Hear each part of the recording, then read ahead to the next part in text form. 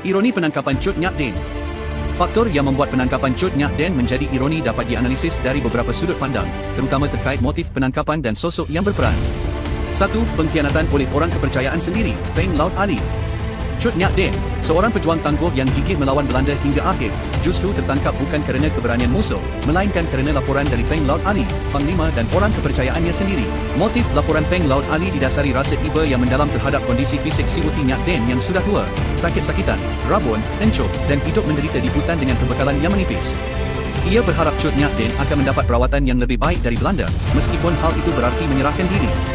Ironi ini terletak pada kontrasnya antara kesetiaan yang diharapkan dan pengkhianatan yang terjadi. Namun pengkhianatan tersebut dilandasi oleh rasa kasih sayang dan keprihatinan, bukan semata-mata ambisi atau uang. 2. Kondisi fisik dan usia lanjut. Pahlawan wanita yang menjadi simbol perlawanan tak kenal menyerah dan membuat Belanda kewalahan selama puluhan tahun, pada akhirnya tertangkap saat berada dalam kondisi sangat lemah secara fisik dan usia lanjut. Kontradiksi antara kekuatan semangat dan keberaniannya yang luar biasa tidak mampu melawan keterbatasan fisik dan usia.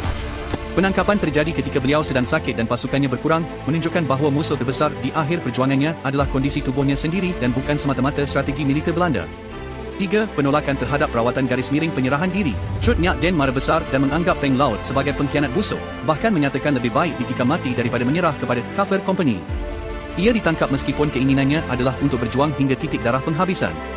Sayangnya ia harus menerima penangkapan sebagai akibat dari upaya menyelamatkan dirinya dari penderitaan oleh orang terdekat, padahal baginya, penderitaan dirimba lebih mulia daripada menyerah kepada musuh. Secara keseluruhan, ironi utama penangkapan Cut Nyak Dien 3048 adalah bahawa beliau, simbol perlawanan Aceh yang tak tertaklukkan oleh Belanda selama puluhan tahun, akhirnya harus menyerah kepada takdir kerana kondisi fisik yang melemah dan pengkhianatan, yang didasari rasa iba dari orang terdekatnya, bukan kerana keberhasilan militer Belanda dalam pertempuran yang berkepanjangan, melelahkan dan menghabiskan biaya besar bagi kolonial Belanda.